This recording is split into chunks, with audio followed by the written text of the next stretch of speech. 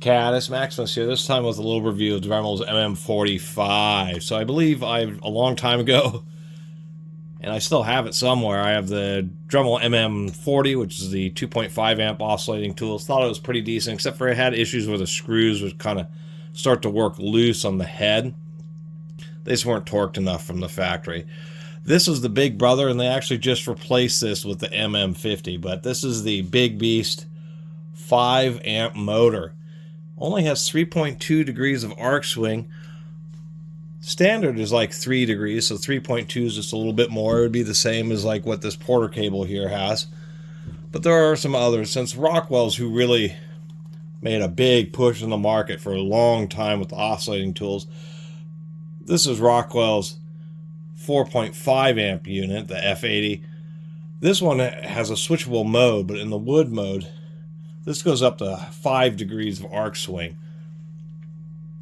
The reason they even have a metal mode with the 3 degrees of arc swing is because the blade starts moving fast enough in wood mode when you're cutting metal that can really overheat the blades pretty quickly. And that's what I've been reading on them. Anyway, overall, not a bad tool. The quick change on this, you have to flip up, unthread, and thread it back in. So it's a, it's a toolless change, but not super quick. This Rockwell also much longer, as you can see. They just really threw it out there. The Dremel you hold by the body, bit larger diameter. Rockwell has found that people really seem to rather have what's known as a rat tail style and a narrower grip. And the newer ones seem to be a little bit smaller, the MM50s. But this was a beast. This thing is heavy. One thing I will give them credit for, versus threading on and off, the spring-loaded system on these DeWalt Porter cables works okay, but you have there like a really huge knob, when you mount a blade on something like this. And this is not a good example because this is an offset blade. I couldn't find any straight blades. But the deal is that you have this huge nut, so if you're running a straight blade or you're in a situation where the offset's too much, that this big portion under there can kind of get in the way. The spring's really stiff. The other issue is that this whole spindle actually sticks out and has just a bit of wobble. Otherwise, the fork is good. The worst kind of oscillating tools, earlier versions of Bosch's had plastic internal parts that would wear out so it wouldn't oscillate. But this Dremel has really nice tight bearings, really tight fork. Those kind of tolerances need to be high, but they have a really good system because you just flip it around less than 180 degrees. It's about 140 degrees. And just put on your bit. And all that's doing is raising and lowering this little center pin. So one thing I've heard of, and I've noticed on one of the other blades that I also couldn't find, is that this pin diameter, what they've done is they've just made a super shallow pin that just barely protrudes, so you can use flat blades in a near flush position. But the diameter sometimes is a little bit too small and it won't hold certain blades properly. Also, this MM45 is from the era where Dremel was still making, I think their newest ones are using the OIS standard. But there's a big issue with these oscillating tools, and all these companies had all these different mounting mechanisms. I believe you have the Rockwell Fine, cruciform drive system. You had the larger diameters like the Bosch and the Porter cable DeWalt used. Dremel had a slightly smaller diameter, same number of pins, but slightly smaller diameter. And so on many blades where they just had fixed holes, they just weren't compatible. So like the Catus oscillating tool, which I also couldn't find for this comparison, comes with the various adapters. And what they've done here is just like this. It's pretty stiff. I mean, it's going to hold the blade pretty tight. It's really easy to remove the blade, though. I like that. Anyway, so what they've done is they've come out with these universal tanks. It'll take cruciform. It'll take multiple different diameters of the pin drive, which is what would be needed, because even still, this is using the large diameter pin drive. Dremel is small diameter pin drive. And this Rockwell is actually a cruciform drive. And then, it's cruciform to kind of align the blade. And then it mainly relies actually on friction. to drive the blade. But nonetheless, 3 different drive systems, and it was a whole nightmare, and that's why they started, one, agreeing to include standardization or adapters with their tools, and secondly, having universally compatible tooling. Give this a little run low. I'm doing without blades because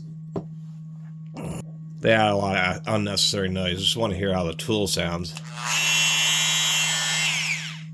Load sensing, variable speed. You can kind of hear it. Just jump up and then slow down.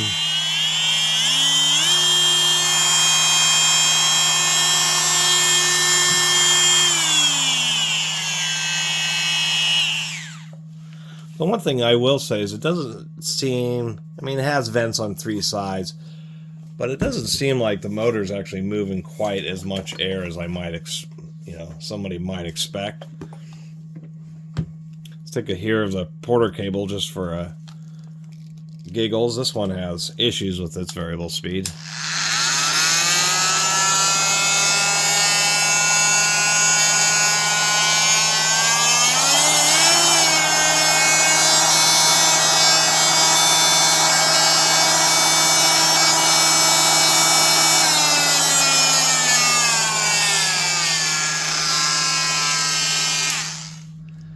This is a bit noisier, just a bit more rattly. This one has been used, but not that much. And we can already see here that there's backlash on that fork. And that's the reason on these tools, since the blade moves so little, they've got to have really tight mechanisms that are oversized so they don't wear out. Once they start kind of having this issue, the biggest problem is that can rob blade movement, and so the tool starts making not only more noise, but starts working a lot more slowly. Really have to have super tight mechanisms. We'll give this Rockwell a listen when I can. There's our power switch under the wires.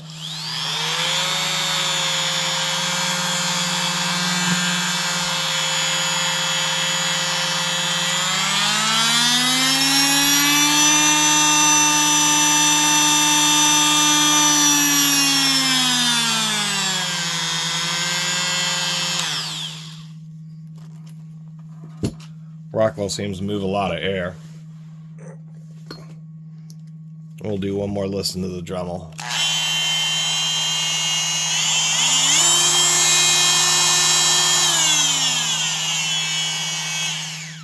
So it's a pretty smooth one. So not a lot else to say about this tool besides, when Dremel came out with their oscillating tools, the earlier ones were not bad. They were all ball bearing construction. They were pretty tight, and they did work pretty well, except for they just had a minor issue with the screws and not have enough power. And then they came out with this MM45 with a nice quick release mechanism. Certainly like the lowest profile retention bolt in the industry. Like, that's really so low profile that some certain types of blades won't even mount. But a lot of power, runs pretty smooth. But if they're going to throw a 5 amp motor, which is pretty excessive for an oscillating tool, it's not the kind of tool you really stand on. They should have given it at least like a compromise, like a 4-degree arc swing or something. It didn't have to be 5 degrees like the Rockwell, but I think that was a missed opportunity. Just decided to take a look inside the handle here.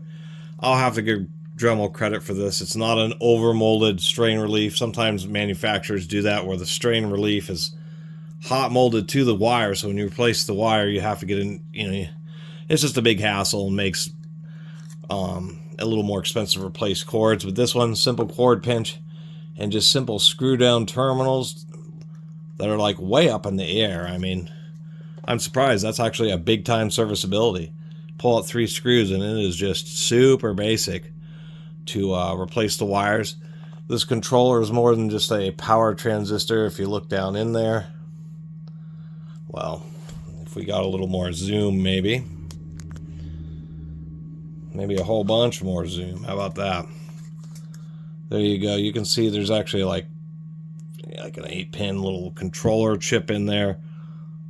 Kind of odd that there's banks of resistors, so pretty complicated control board there, so that is definitely going to be load sensing. It's not just a simple variable speed. And one thing I could not figure out, it's like, how do you change the brush? This is kind of complicated design. Notice that there's this piece of paper. It's like some additional piece of insulation. So, well, there it goes.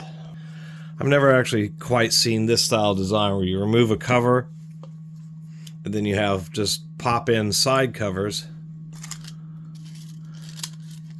and it actually makes replacing the brushes really easy, because those same 3 screws are the same to remove the brush covers, and those guys can just move the spring aside and swap it out.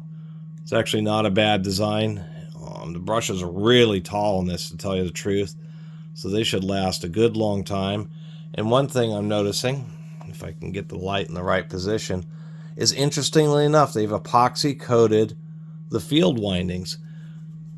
The reason a manufacturer would do that on something like an oscillating tool is because particles can get into the spinning motor. It's less likely that the particles that do lodge in there can end up in situations where they cause any kind of abrasion. But in the stationary field windings, they're just the only vibration they encounter is they're not spinning around, and so particles are going to get in there, and then to the vibration, particularly of the oscillating tool, little particles can wear away insulation. Winding short out, you start losing power and generating a lot more heat. So I'm actually kind of glad to see that they've done that. That's what's kind of been surprising about these oscillating tools from Dremels. They're actually not like the worst made tools. The only thing I don't understand is why they have this little piece of paper in here. I don't see why this is necessary on a double insulated tool. Maybe they just feel the brushes are so close to the edge of the tool that they ought to put that in there. So this little cover, this pops right back in like that. Kind of an interesting design. I think I'm going to pass on pulling off the gear case, because I have to get back in there and pull out the brushes, and for some reason it's a late video for me today. Inside the front of these, there is not particularly interesting. It is an extremely simple tool. A motor mounted on a couple of ball bearings. On the front, there's a third ball bearing. That's kind of, the hole in the middle is not in the middle, so as the motor spins, the bearing wobbles around in a circle. And there's just a set of forks. So as the bearing's going around, it's just moving these forks back and forth.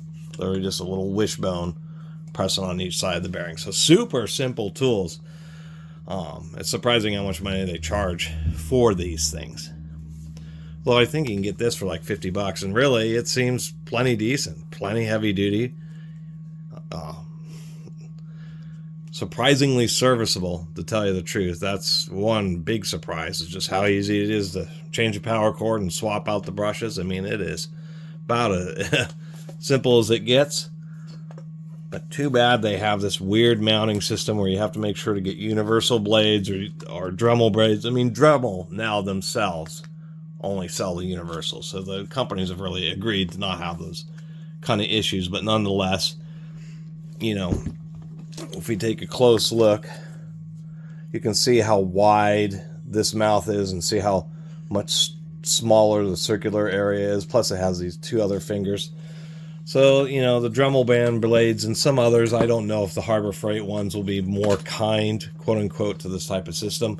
But it does offer this one particular advantage: ultra low profile. Kind of wish this was metal, you know, like the Rockwell, but you can't. Beggars can't be choosers.